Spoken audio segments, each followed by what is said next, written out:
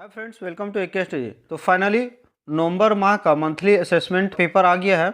विषय यहाँ पे आप देख सकते हैं हिंदी, इंग्लिश, गणित, विज्ञान और सामाजिक विज्ञान और संस्कृत है।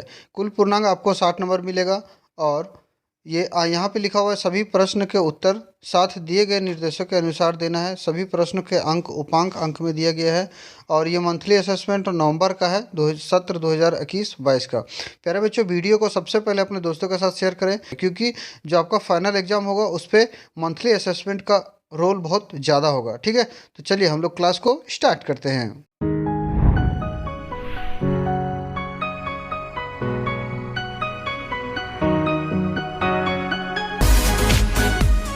हिंदी में देखिए दिया गया है, नीचे दिए गए गद्यांश को ध्यानपूर्वक पढ़िए और दिए गए प्रश्न संख्या 1 और 2 के उत्तर दीजिए। तो इस गद्यांश में सिर्फ 2 ही प्रश्न है, 1 और 2 का आंसर देना है। अब यहाँ पे गद्यांश को पढ़ लीजिएगा।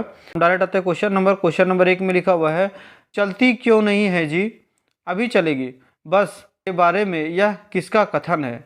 तो ये कथन जो है बस कंपनी के हिस्सेदार का। ठीक है, इस तरीके से इसका आंसर हो जाएगा option number D. Question number 2 में लिखा हुआ है, पूजा करने के योग्य वाक्यांश के लिए एक शब्द क्या होगा। तो यहाँ पे देखिए ऑप्शन नंबर बी में जो लिखा हुआ है पूजनीय, ये होगा। ठीक है, एक में ए में लिखा हुआ पुजारी, बी में सी में लिखा हुआ है पूजनीय, लेकिन ये सब गलत लिखा हुआ है, तो ऑप्शन बी वाला इसका सही हो जाएगा। ठीक है, नेक्स्ट क्वेश्चन नंबर 3 में लिखा हुआ है, निम्नलिखित शब्दों में इक प्रत्यय लगाकर नए शब्द बनाइए। तो दीन है, इतिहास है, नीति है।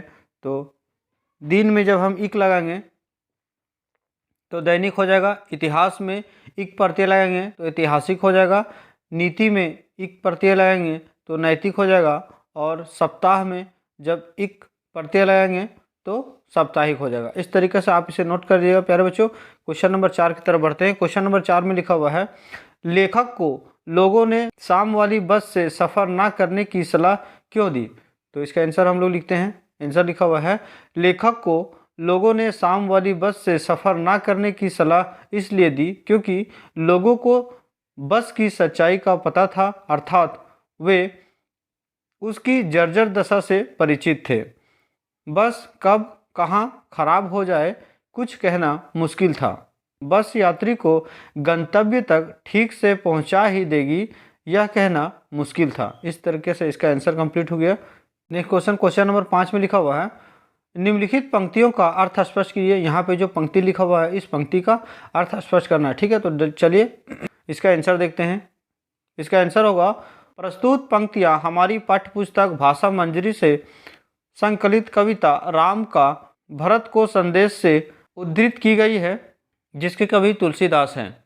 श्री राम ने भरत के आग्रह पर अपना खड़ाऊँ प्रेम पूर्वक उन्हें सौंप दिया। भरत ने खड़ाऊँ को अपने माथे से लगा लिया। भरत के लिए ये खड़ाऊँ मानो उनकी प्रजा की रक्षा के लिए 2 पहरेदार के समान है। उनके प्रेम रूपी रत्न को सहेज कर रखने वाला सीप है। जाप करने के लिए राम नामा के 2 अक्षर है। रघुकुल की रक्षा करने के लिए 2 किवाड़ है तथा सेवा रूपी धर्म की राह दिखाने वाले 2 नेत्र हैं। भरत खड़ाऊ के रूप में ऐसा सहारा पाकर बहुत आनंदित हुए। उन्हें महसूस हुआ जैसे श्री राम और सीता ही उनके साथ है। इस तरीके से इसका आंसर कंप्लीट हुआ। इस तरीके से हिंदी पार्ट खत्म हुआ। अब नेक्स्ट में है इंग्लिश। तो इंग्लिश में आप देखिए यहाँ पे लिखा हुआ क्वेश्चन नंबर 1 में, there's a hush around the ground, what does this line suggest in the poem when Sachin walks out to bat. इसका आंसर हो जाएगा नंबर बी का, it is silent all around the ground. जब वो बल्ला से मारते हैं तो पूरा ग्राउंड साइलेंट हो जाता है। ठीक है, इस तरीके से इसका आंसर हो जाएगा option number B. Question number 2 में लिखा हुआ है, which words means blocked with thick wet matter. नीचे जो दिया गया ऑप्शन उनमें से इसका मीनिंग क्या है, यानी blocked with thick wet matter का मीनिंग कौन सा होगा। इसका मीनिंग होगा क्लोज्ड। इस तरीके से इसका आंसर होगा option number D. I hope आपको समझ आ गया। चलिए नेक्स्ट क्वेश्चन की तरफ बढ़ते हैं। क्वेश्चन नंबर 3 में लिखा हुआ है, how does Sachin's hit the ball according to Ruskin Bond. Ruskin Bond के अनुसार सचिन अपने बल्ला से बॉल को कैसे हिट करते थे, इसके बारे में पूछा है। तो इसका आंसर होगा according to Ruskin Bond Sachin step out and gives the ball a handsome cloud. Ruskin Bond के अनुसार सचिन कदम को आगे बढ़ाते थे और अपने हैंडसम स्टाइल से बॉल को मारते थे। इस तरीके से इसका आंसर हो गया। नेक्स्ट क्वेश्चन की तरफ बढ़ते हैं। क्वेश्चन नंबर 4 में लिखा हुआ है right the 2 rules among the rules of new religion as framed by Sneha in the chapter a new religion. New religion chapter जो है उसमें स्नेहा द्वारा जो रूल बनाया गया था न्यू रिलीजन्स के लिए, वो दो रूल को लिखना है। ठीक है, स्नेहा द्वारा 5 रूल बनाया गया था टोटल, उसमें से आपको 2 के बारे में लिखना है। तो यहाँ पे 2 का चर्चा करते हैं। Sneha's rule for uh new religion, new religion के लिए स्नेहा द्वारा बनाया गया था रूल। रूल नंबर ए में लिखा हुआ है the sun is our father because he gives us energy. बोल रहा है कि जो सूरज है वो पिता का समान है क्योंकि वो हमें एनर्जी देते हैं। ठीक है। बी में लिखा हुआ है the earth is our mother because she sustain us. बोलता है जो पृथ्वी है, पृथ्वी हमारी माँ का समान है क्योंकि वो हमें सस्टेन करती है, यानी रखती है ना। इस तरीके से इसका 2 रूल बोला था, 2 रूल यहाँ पे चर्चा हो गया। नेक्स्ट क्वेश्चन की तरफ। क्वेश्चन नंबर 5 में लिखा हुआ है arrange the events in correct order as given in the poem when Sachin's walked out to bat. According to जैसे जैसे ये घटना घटा है उस घटना को अरेंज करना है सीरियल नंबर से। तो यहाँ पे आप देख सकते हैं इसका पहला ऑप्शन पहले हो जाएगा जो 2 नंबर में है Sachin comes in to bet. दूसरा में हो जाएगा सचिन लुक्ड अराउंड। इसका 3 में हो जाएगा voice of the spectators are loud. तरीके से इसका आंसर हो गया। नेक्स्ट बढ़ते हैं अब आगे। नेक्स्ट में है मैथ में है। यहाँ पे देखिए क्वेश्चन नंबर 1 में लिखा हुआ है संख्या, ये जो संख्या दिया हुआ है 2 4 3 6 x 5 में x का उपर्युक्त मान क्या होगा जिससे यह संख्या 3 से पूरी विभाजित हो जाएगा। तो 3 से विभाजित होने का नियम है किसी भी संख्या को जोड़ो, जिससे 2 + 4 = 6, 6 और 3 9, 9 6 15, 15 और 8 हो जाएगा 23 और 5, 23 5 28, 28 और 2 30। अगर 1 को भी जोड़ेंगे तो 30 हो जाएगा, 3 से भागा हो जाएगा। 28 और 5 33 होता है तो भी 3 से भागा लग जाएगा। 28 और 8 36 होता है। इस तरीके से ये सारा कोई भी अंक रखेंगे तो 3 से डिविजिबल हो जाएगा। इस तरीके से इसका आंसर हो जाएगा option number D. Question number 2 में लिखा हुआ है संख्या ए बी सी के लिए कौन सही है। वाला हो जाएगा 100a + 10b + c। ठीक है। नेक्स्ट क्वेश्चन की बढ़ते हैं। क्वेश्चन नंबर 3 में लिखा हुआ है 3xy + 3 + 2x और 4 + 4x - 3xy का योग कितना होगा, इसे जोड़ना है। ठीक है। तो यहाँ पे देखिए, यहाँ पे हम ऐसा लिख सकते हैं 3xy + 3 + 2x, और जो x है xy है उसको xy के सामने लिखेंगे और जो x है उसको x के सामने लिखेंगे। तो -3xy + 4 + 4x। अब यहाँ पे देखिए 2x और 4x = 6 हो जाएगा और 3 + 4 = 7 और ये 3xy - 3xy दोनों कट जाएगा। ठीक है। इस तरीके से इसका आंसर हो जाएगा 7 + 6x। नेक्स्ट क्वेश्चन की तरफ बढ़ते हैं। क्वेश्चन नंबर 4 लिखा हुआ है 3t - 4 = 11 का हल ज्ञात कीजिए। तो इसका हल हम लोग जब करेंगे तो यहाँ पे देखिए हल क्या हुआ है 3t - 4 = 11। तो जो 11 है और ये -4 को हम इधर राइट साइड ले जाएंगे तो माइनस में प्लस हो जाएगा। तो ये हो जाएगा 11 + 4 = 15, 3x 3t और t यहाँ पे रहने देंगे और t को जब लेफ्ट साइड से राइट साइड ले जाएंगे तो मल्टीप्लाई में डिवाइड में आ जाएगा। तो इसको काटेंगे 3 × 1 = 3, 3 × 5 = 15। तो इस तरीके से t = 5 हो जाएगा। आई होप आपको समझ में आएगा। क्वेश्चन नंबर 5 में देखिए लिखा हुआ है 3x³ + 2x² + 15xy को 3xy से भाग दीजिए। जब इसे 3xy से भाग देंगे तो देखिए इसका आंसर क्या होगा। आप यहाँ पे देख सकते हैं इसका सॉल्यूशन यहाँ पे लगा हुआ है। 3xy को हम लोग 3x³ + 2x² + 15xy को जब भागा देंगे तो यहाँ पे x² से जब डिवाइड करेंगे, मल्टीप्लाई करेंगे 3xy से, तो ये हो जाएगा 3x³ और x3y और उसके बाद ये प्लस है, इसका साइन चेंज करेंगे तो ये दोनों कट जाएगा। प्लस 2/3x से इसको मल्टीप्लाई करेंगे तो ये 3 कट जाएगा और 2x हो जाएगा, है ना। इस तरीके से ये 2x² होगा और ये एक माइनस में करेंगे तो प्लस माइनस कट जाएगा ये भी। अब फिर यहाँ से उतरेगा 15xy और 5 से मल्टीप्लाई करना पड़ेगा तो 5 3 जा 15 होता है ना। यहाँ पे 5 से मल्टीप्लाई करेंगे, 5 3 जा 15, इस तरीके से ये दोनों कट जाएगा 15xy। यहाँ पे वर्किंग नोट किया हुआ है, जैसे 3xy को मल्टीप्लाई करेंगे 2/3x से तो यहाँ पे देखिए 3 कट गया, ये वर्किंग नोट रफ किया हुआ है, आप इसे देख लीजिएगा। चलिए नेक्स्ट क्वेश्चन की तरफ बढ़ते हैं। तो इस तरीके से मैथ खत्म हो गया, अब साइंस पे आते हैं। क्वेश्चन नंबर 1 में वायु एवं जल कई कारणों से प्रदूषित हो रही है। प्राकृतिक वातावरण में होने वाले ऐसे अवांछित एवं हानिकारक परिवर्तन को प्रदूषण कहते हैं। इसी प्रकार से हमारे परिवेश में अत्यधिक शोर किस प्रकार से समस्याओं का कारण बनता जा रहा है। तो यहाँ पे देखिए ध्वनि प्रदूषण, स्वास्थ्य संबंधी समस्या, बहरेपन की समस्या, सारे विकल्प, तो इस तरीके से ये सारा हो रहा है। तो इसका आंसर हो जाएगा option number D. Question number 2 में लिखा हुआ है धुएं में ठोस और तरल दोनों प्रकार के कण पाए जाते हैं। औद्योगिक क्षेत्र में विशेषकर जाड़े के दिनों में धूम कोहरा का निर्माण होता है और इससे दमा, खांसी, गले में खरखराहट महसूस होता है। धूम कोहरा का निर्माण किन कणों के निर्माण से होता है। तो इसका आंसर हो जाएगा ऑप्शन नंबर डी। कोहरा प्लस धूल जब दोनों मिलता है तो इसका निर्माण होता है, ठीक है। इस तरीके से इसका आंसर हो जाएगा ऑप्शन नंबर डी।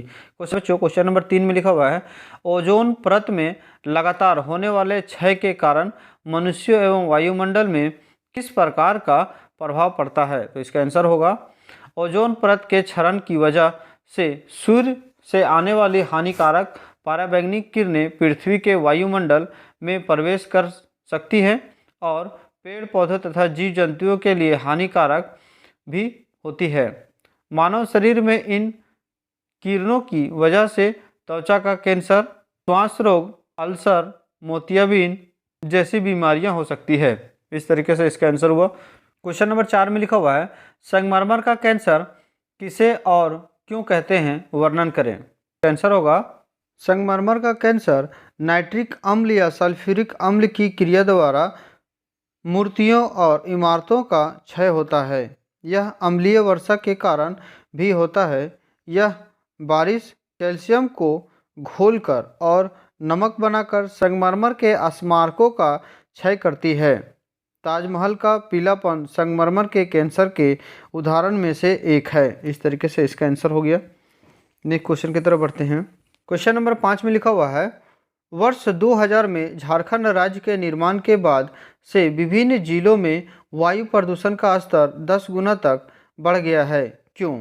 वायु प्रदूषण पर नियंत्रण करने के 2 उपायों का वर्णन करें। तो इसका आंसर होगा कभी मौसम के लिहाज से बेहतर शहर माना जाने वाला रांची इन दिनों प्रदूषण के कारण बदनाम हो चुका है। रांची में प्रदूषण अलार्मिंग लेवल तक पहुंच चुका है। झारखंड प्रदूषण कंट्रोल बोर्ड के एक सर्वे के अनुसार राजधानी में हवा प्रदूषित पिछले 15 सालों में 10 गुना बढ़ा। सिटी के आसपास इलाकों से जंगल लगातार कम होते जा रहे हैं।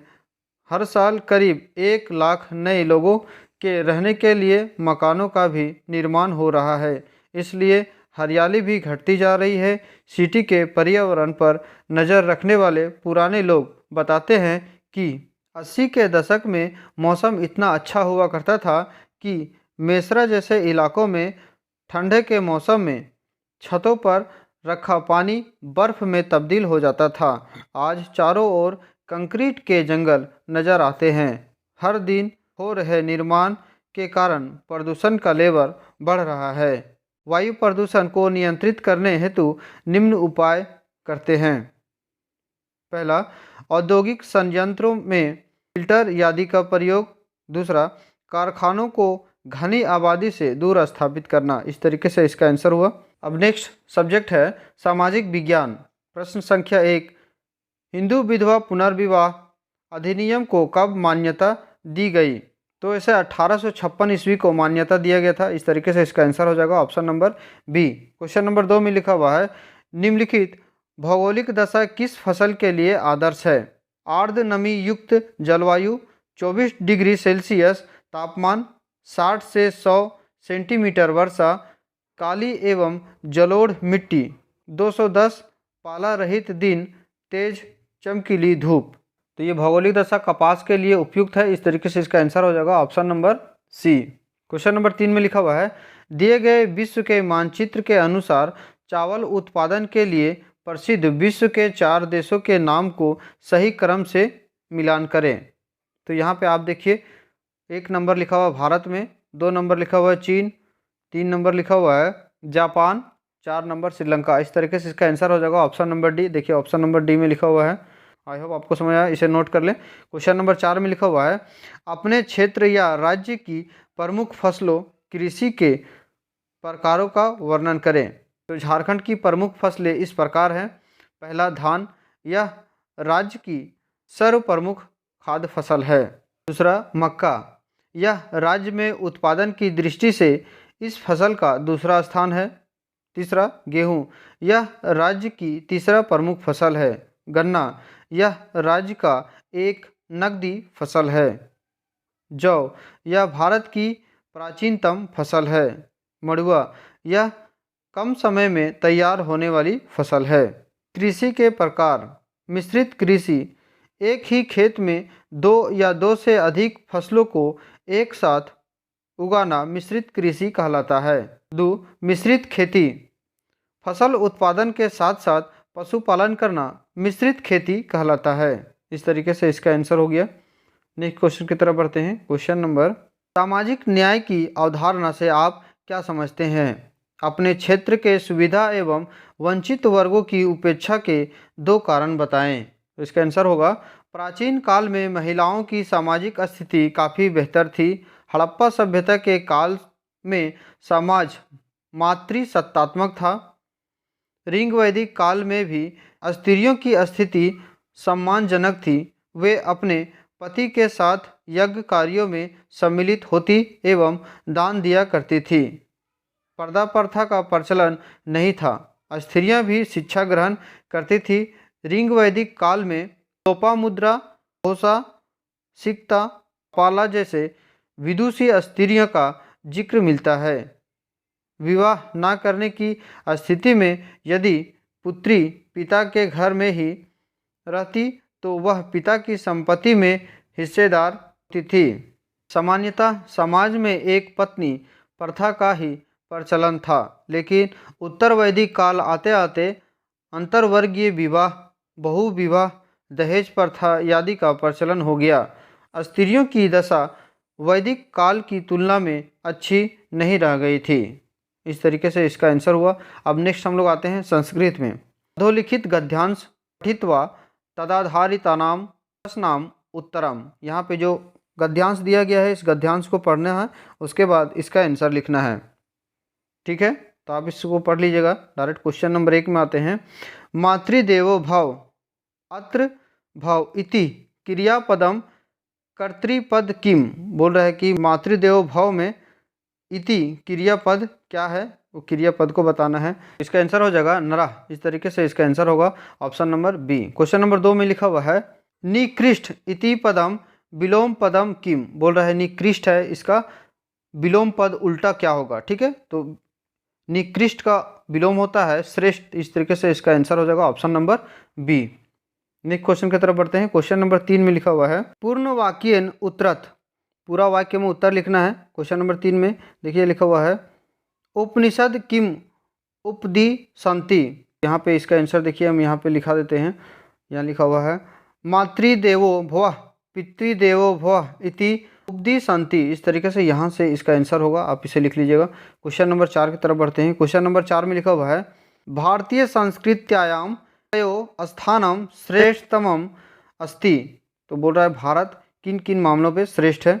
तो यहाँ पे देखिए इसका आंसर हो जाएगा, भारतीय संस्कृत्याम माता पितरो स्थानम श्रेष्ठतम अस्ति। इस तरीके से इसका आंसर हो जाएगा। यहाँ से यहाँ तक इसका आंसर लिख देना है। प्यारे बच्चों, वीडियो अच्छा लगा, हेल्पफुल लगा तो इसे अपने दोस्तों के साथ डेफिनेटली शेयर करें। प्यारे बच्चों, सभी क्लास के वीडियो चैप्टर वाइज देखने के लिए हमारे चैनल को सब्सक्राइब करें, साथ ही बेल आइकन को ऑन कर लें। उसके बाद एक के स्टडी को टच करें, उसके बाद आप होम पेज पर आ जाएंगे। होम पेज में आने के बाद प्लेलिस्ट को टच करें। प्लेलिस्ट को टच करेंगे तो यहाँ पे क्लास वाइज वीडियो को अपलोड किया गया है, उसे आप पूरे चैप्टर वाइज देख सकते हैं। Thanks for watching. एक के स्टडी ऑलवेज विथ यू।